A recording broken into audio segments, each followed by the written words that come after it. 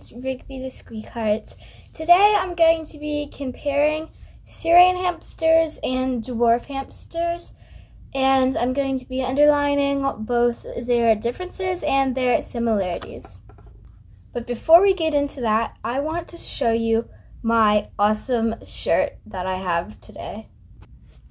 It has a hamster with sunglasses, and it is kind of faded, but as you can see, it says Hamster Mom, which I think is very fitting. We're going to start by talking about Syrian hamsters. Syrian hamsters have been domesticated for the longest out of any other hamster species.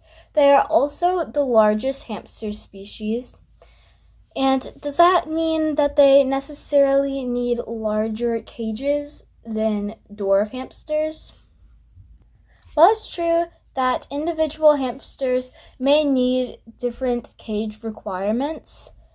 It doesn't mean that a Syrian's cage should be above 450 square inches of floor space and a dwarf's cage should be below. So both should be above the bare minimum. A lot of people will say Syrians are great for first-time owners because they're so large compared to the other hamster species. But is that really true? Yes, Syrians are typically easier to handle due to the fact that they're much larger than the other hamster species. They can also be much harder to please when it comes to cages and enrichment. You might have like a 700 square inch cage, you have a sand bath, you have 10 inches of bedding, you have 12-inch wheel, you have all these different sprays, you have all these different things that they can forage in, different substrates. They have the perfect enclosure, but they're still not happy. That is one of the reasons why Syrians may not be the best for first-time hamster owners. Dwarfs, on the other hand, can be much easier to please, but they still need the proper enrichment.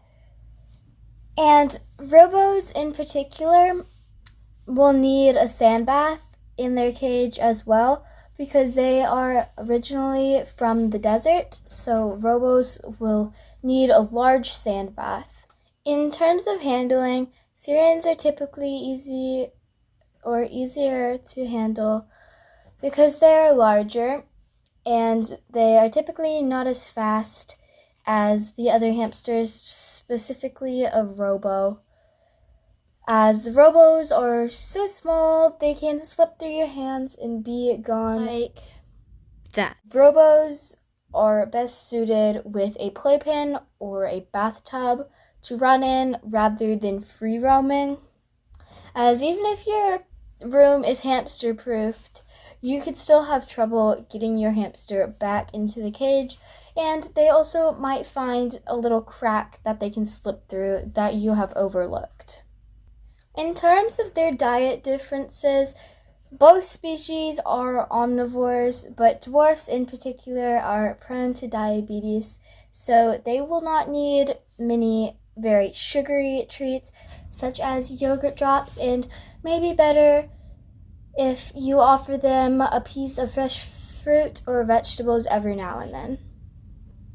About hamster illnesses, most of them are both for Syrians and dwarfs. Dwarf hamsters in particular are prone to cataracts, which can make the eyes appear cloudy and may eventually result in blindness, but it will not cause any pain to the hamster, so the hamster can continue living in its usual state. Wheel size depends on the hamster. A Syrian cannot run in a dwarf-sized wheel, but on the other hand, a dwarf can usually run in a Syrian-sized wheel. Syrians need at least an 8-inch wheel. The larger Syrians may need a 10 to 12-inch wheel. Dwarfs are able to run on a 6-inch wheel as long as they are not arching their back, but they need to upgrade to an 8 or 10-inch wheel, because if they cannot gain control of the wheel, they may stop and fly off.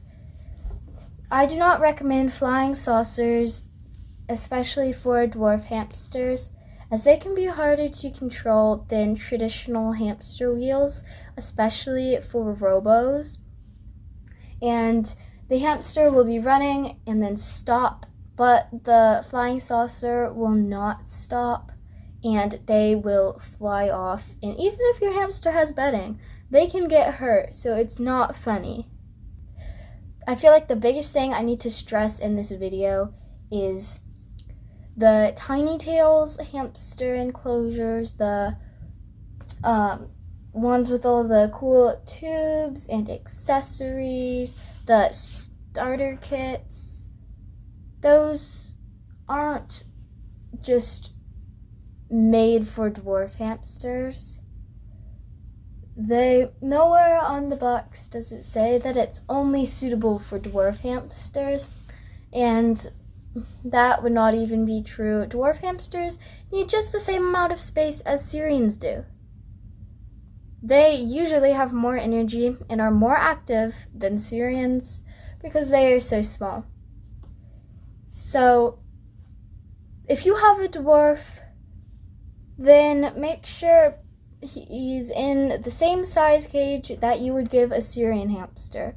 If you would give both of them a cage that's under 450 square inches of floor space, then please get a bigger cage for your hamster. I hope that you guys enjoyed this video. My next video is going to be my July vlog, and I'm going to be showing you guys everything that's happening. I'm probably going to do either a routine vlog or hamster playtime. So stay tuned for that. Thank you so much for watching, and please subscribe. Bye!